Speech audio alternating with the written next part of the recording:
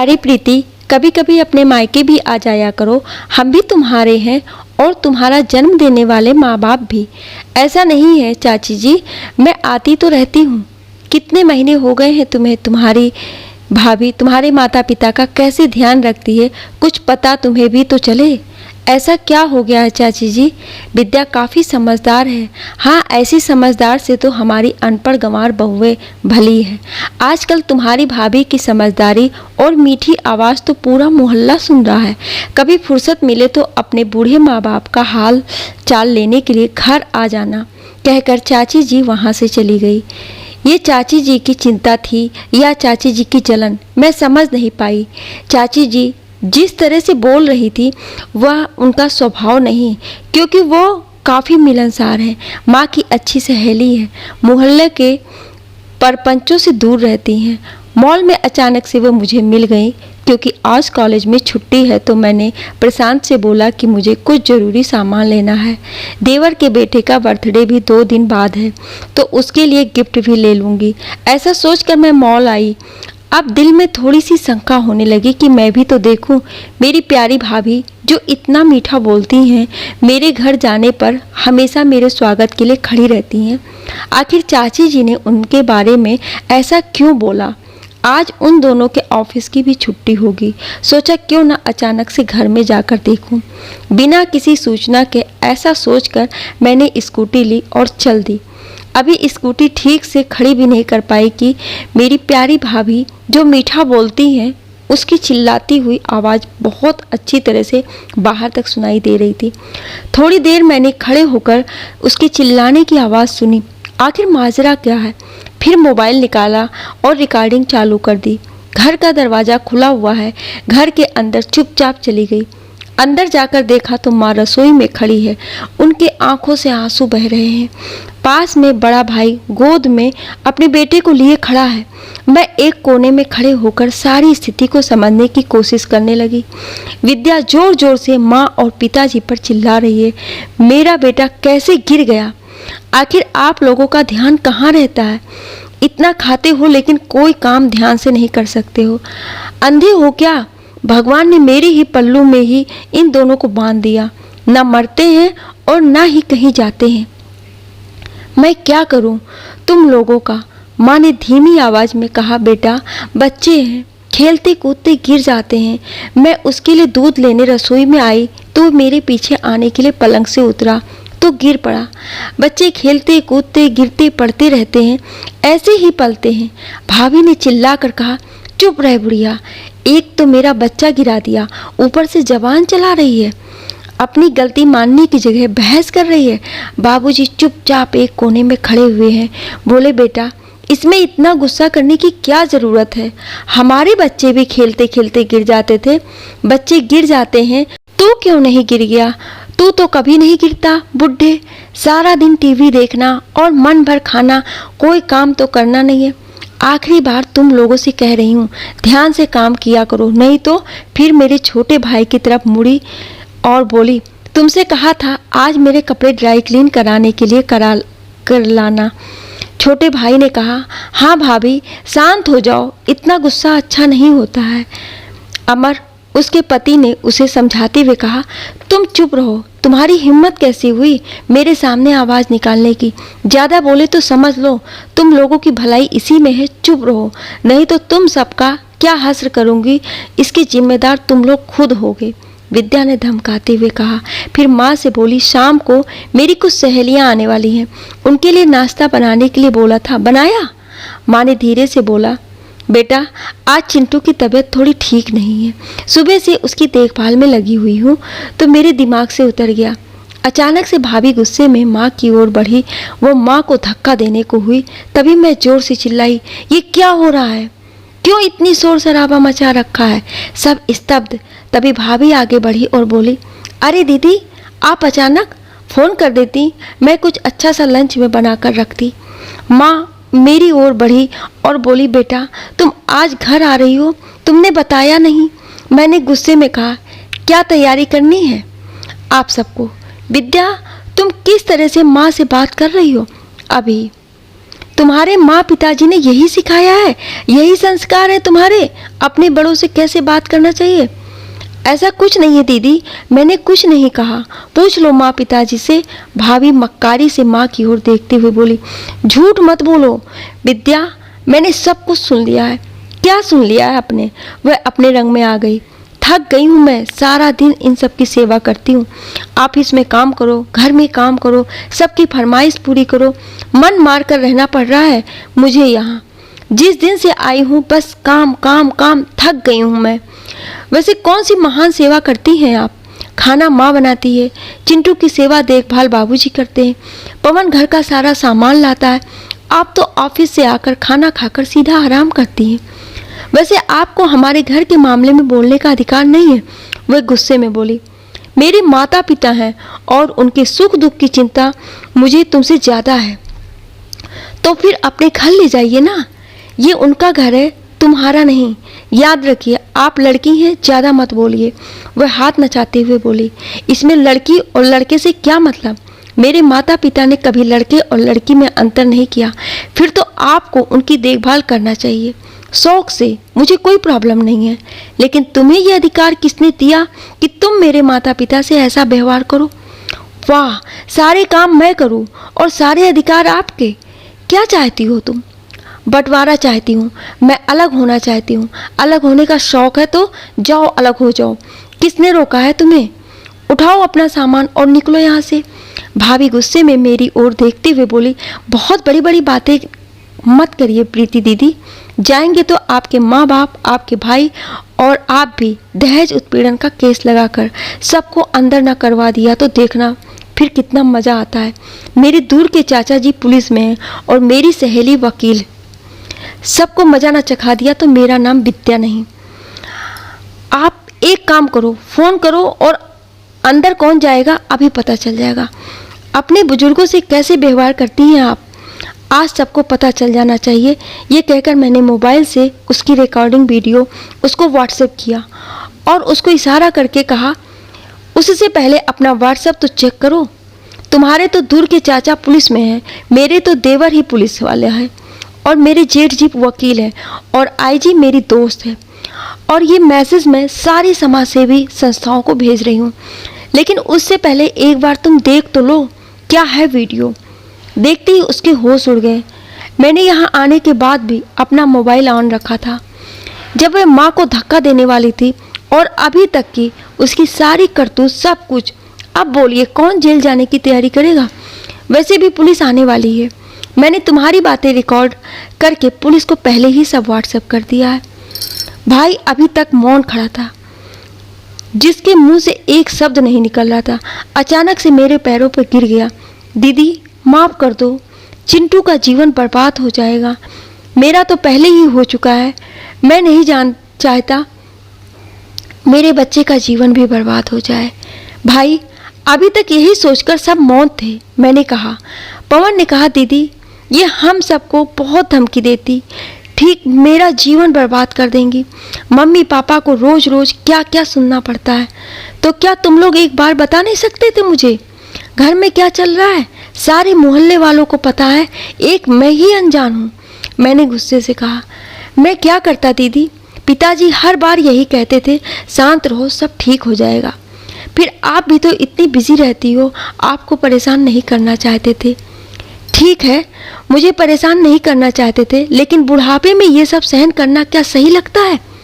एक औरत मेरी माँ पर हाथ उठाने जा रही है, पिताजी आप कब तक शांत रहेंगे? तभी मैं धीरे से बोली, प्रीति शांत हो जाओ। तुम्हें पता है ना बेटा, तुम्हारे पिताजी का नेचर कितना शांत है। उन्हें घर की क्लेश की बातें अच्छी नहीं लगती। घर में शांति रहे इसलिए मैं सब कुछ सहन कर रही थी। मैंने भाई की तरफ इशारा करके कहा, एक शर्त पर, पहले पेपर में कुछ लिख रही हूँ, तुम दोनों साइन करो और निकलो ऊपर के कमरे में। रहो पीछे के रास्ते से निकलो, कुछ भी उल्टा सीधा करो, हमें कोई मतलब नहीं, तुम्हारे पैसे से कोई लेना देना नहीं। कहकर मैंने उन दोनों से एक पेपर पर साइन कराए और अब दफ़ा हो जाओ यहाँ से, मेरे पास ये व्हाट्सएप हमेशा रहेगा। भाभी कुटिलता से मेरी ओर देखते हुए बोली, देखती हूँ, जब घर का खर्चा नहीं चलेगा और रोटी के लाले पड़ जाएंगे। वैसे भी पवन तो कुछ करता नहीं है, ये घर माँ बाबूजी ने बनाया है, ये घर उनका है। इस पौष इलाके में स्थित इस शानदार घर में कहाँ से तुम इस कंजर को लेकर आ गए? मैंने भाई की ओर इशारा करके कहा। शादी से पहले नहीं देखे थे इसके संस्कार कैसे हैं? तुम दोनों यहाँ से निकलो, हमारी चिंता मत करो, मैं सब कुछ मैनेज कर दूंगी। और अपना बच्चा भी लेते हुए जाओ। माँ बाबूजी तुम्हारे नौकर नौकरानी नहीं है। आप तो ठाठ से ऑफिस जाए, अम्मा बाबूजी पीछे से तुम्हारे बच्चे की जिम्मेदारी उठाए। इतना ही प्रेम बच्चों से है तो उसकी जिम्मेदारी भी लो। अगर कुछ हो गया तो इन पर इतना चिल्लाने की ज़रूरत नहीं है, वह भी बूढ़े हो रहे हैं। कहकर मैंने उन दोनों को दरवाजे की ओर इशारा कर दिया। और एक बात, इस बार घर में रहना है तो किराए भी देना होगा।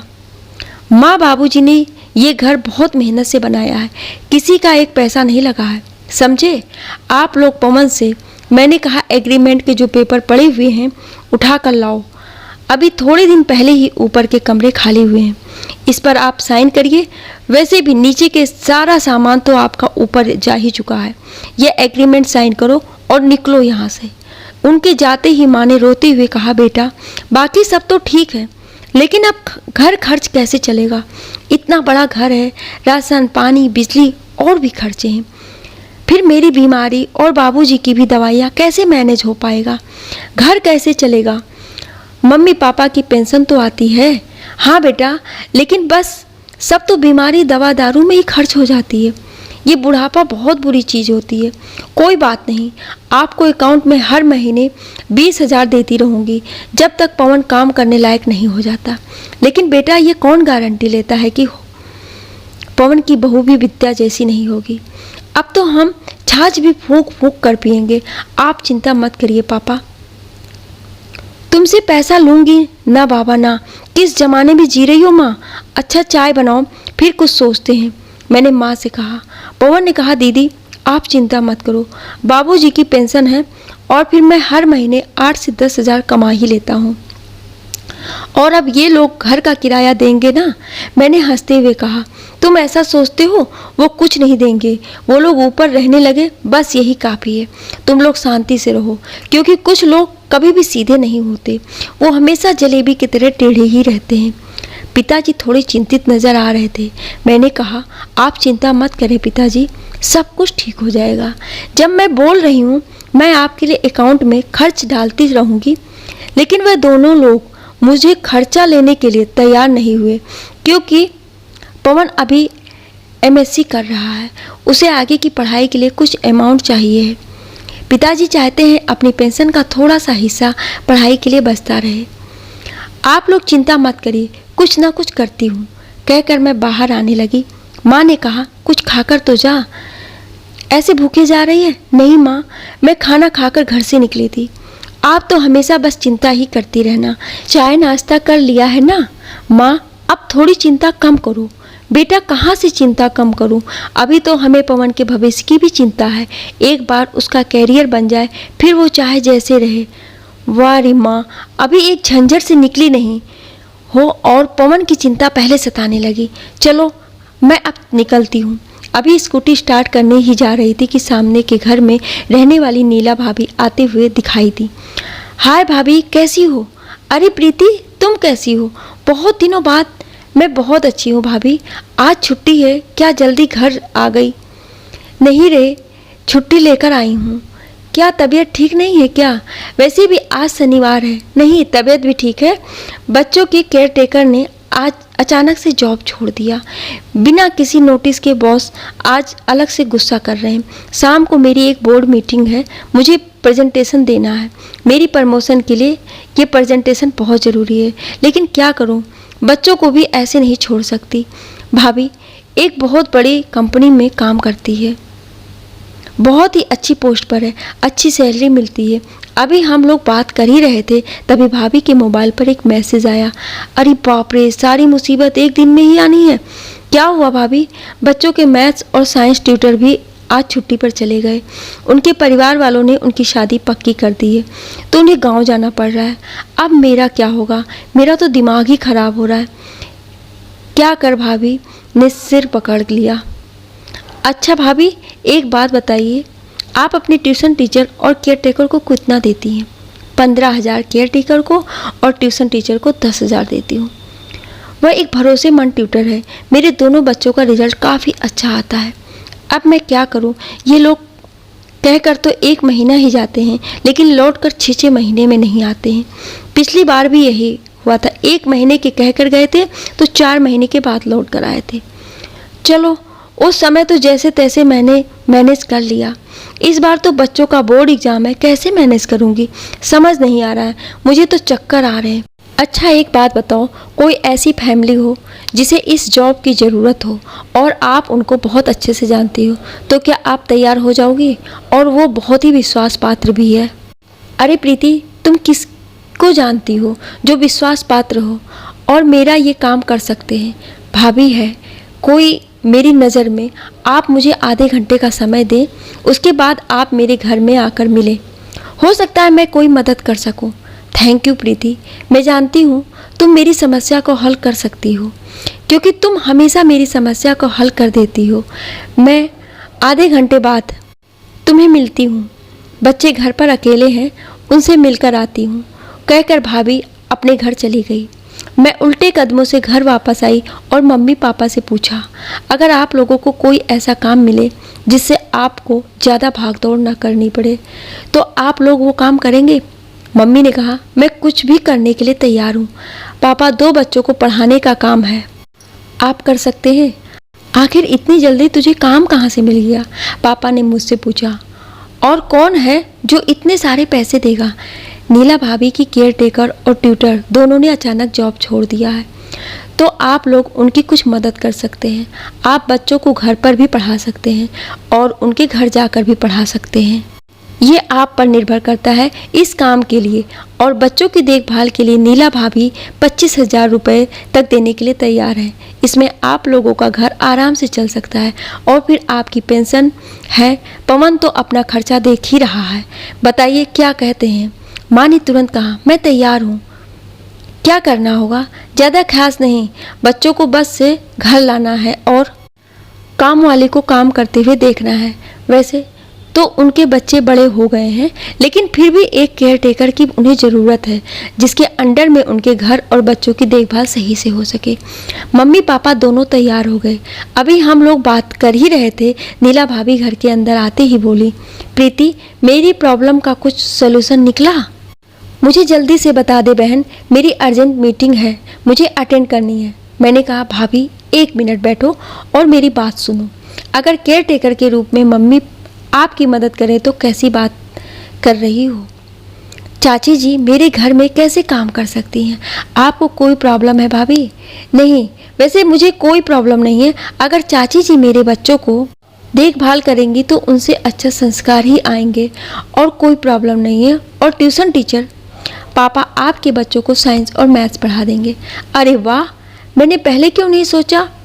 चाचा जी रिटायर्ड प्रोफेसर हैं। चलो कोई नहीं, देर आए दुरुस्त आए। तो आप चाचा जी मेरे बच्चों को कब से पढ़ाना चालू करेंगे?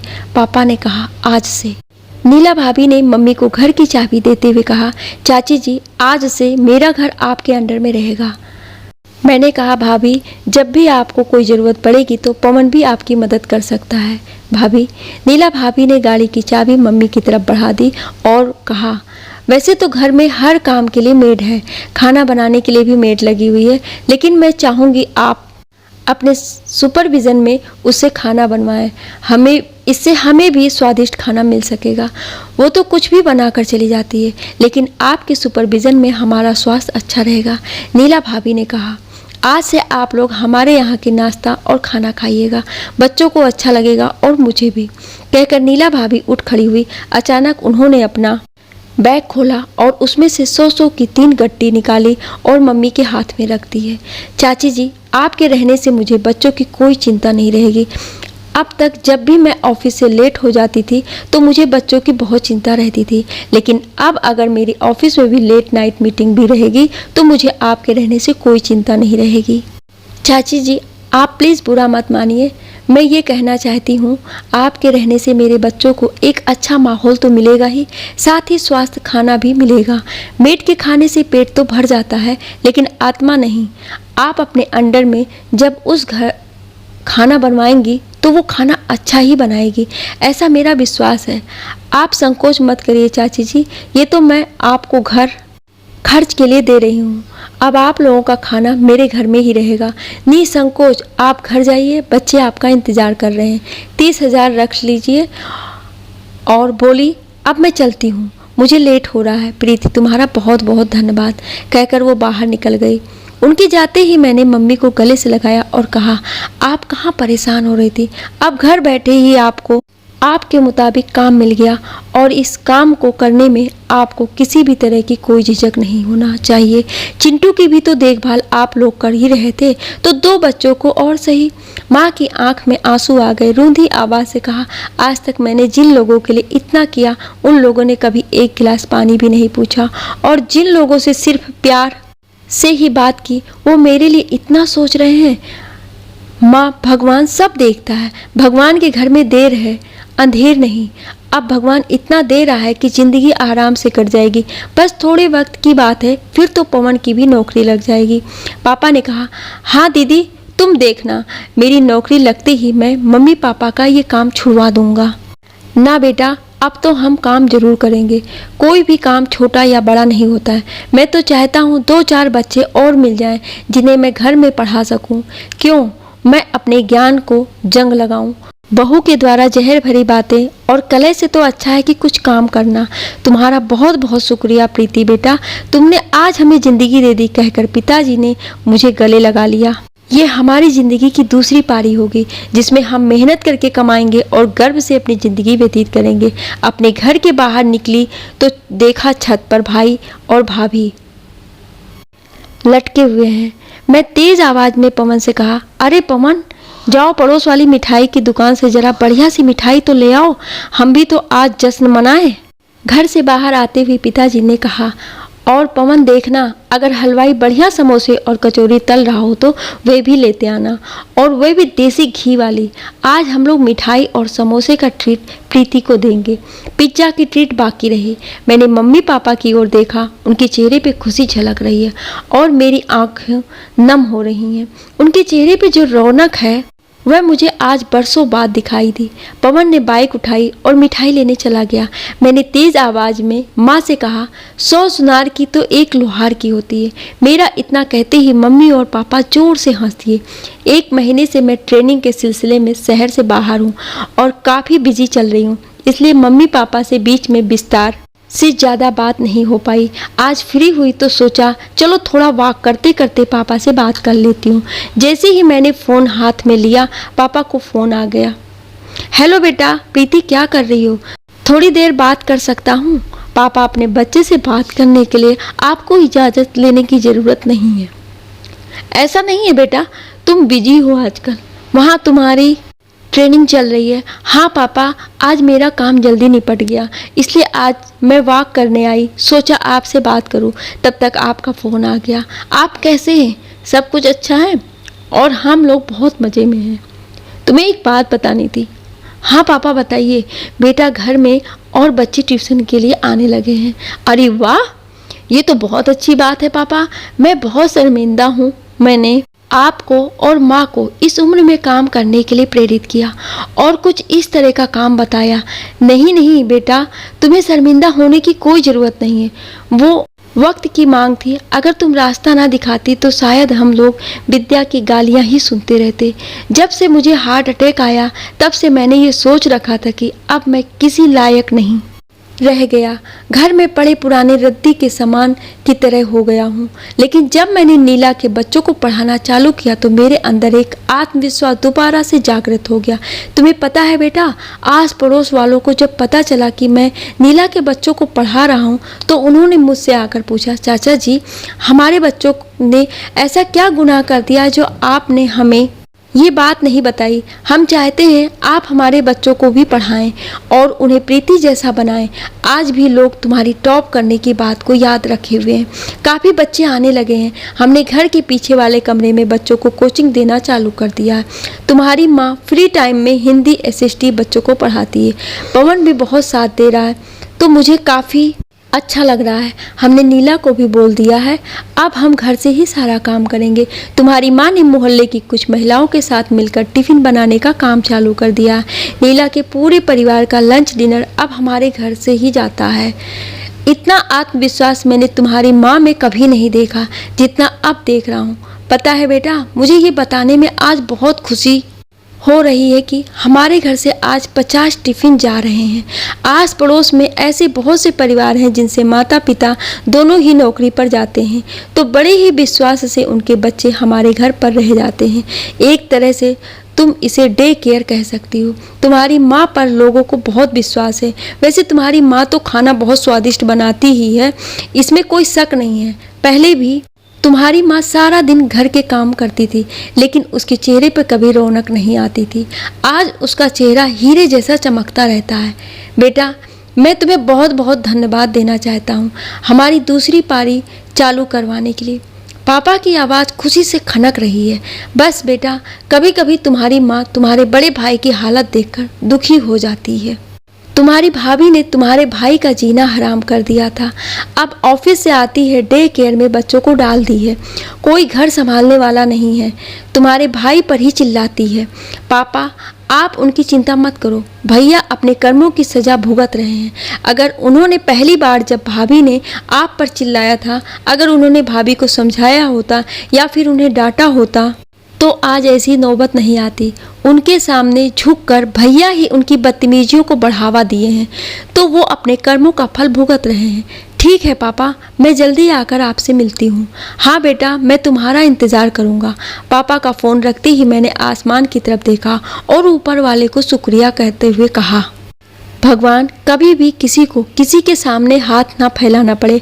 आपका बहुत बहुत शुक्रिया। भगवान, मेरे माता पिता की ज़िंदगी की ये दूसरी पारी बहुत ही अच्छी रहे। आपको प्रीति का फैसला कैसा लगा, आप मुझे अपनी राय कमेंट बॉक्स में ज़रूर दीजिएगा और ऐसी ही कहानियाँ सुनने के लिए हमें सब्सक्राइब ज़रूर करें। Thank you.